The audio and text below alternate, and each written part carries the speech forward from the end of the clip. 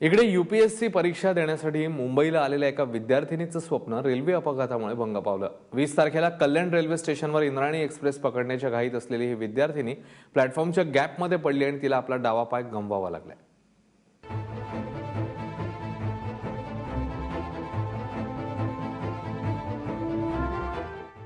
पुण्याला जाणारी इंद्रायणी एक्सप्रेस कल्याणहून निघाली आणि उशीर झालेली सायली आणि तिची मैत्रीण धावत स्टेशनमध्ये पोहोचल्या।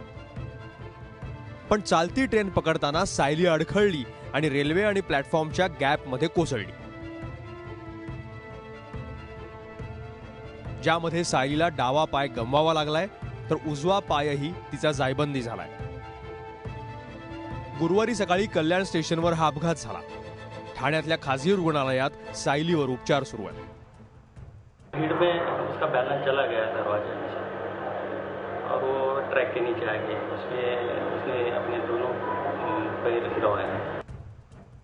सायली ढमढेरे मूळची पुणे जिल्ह्यातल्या जुन्नरच्या उदापूरची। बीएससी पर्यंत तिचं शिक्षण झालं।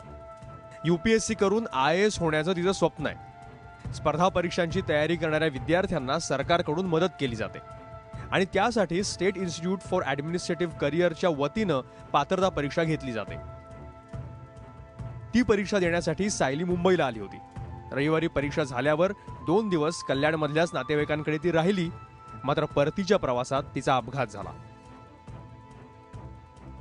पटरी आणि रेल्वेचं हे उंची बरोबर वाढवली पाहिजे। रेल्वे प्रशासनाने जेवढं माझ्या मुलीला आजपासून शेवटपर्यंत पाय बसवेपर्यंत जो खर्च आहे तेवढा खर्च मुख्यमंत्री रेल्वे प्रशासनाने द्यावा, एवढीच माझी इच्छा आहे। चालत्या ट्रेनमध्ये चढू वगैरे उतरू नका अशी सूचना आपण नेहमी ऐकतो, पण सायलीनं त्याकडे दुर्लक्ष केलं आणि तिचा अपघात झाला। त्यामुळे कितीही घाई गडबड असेल तरी चालत्या गाडीत चढू नका, कारण गाडी पकडण्याची संधी पुन्हा पुन्हा मिळते, पण आयुष्य पुन्हा मिळत नाही। सुहास रेळेकर, ABP माझा, कल्याण।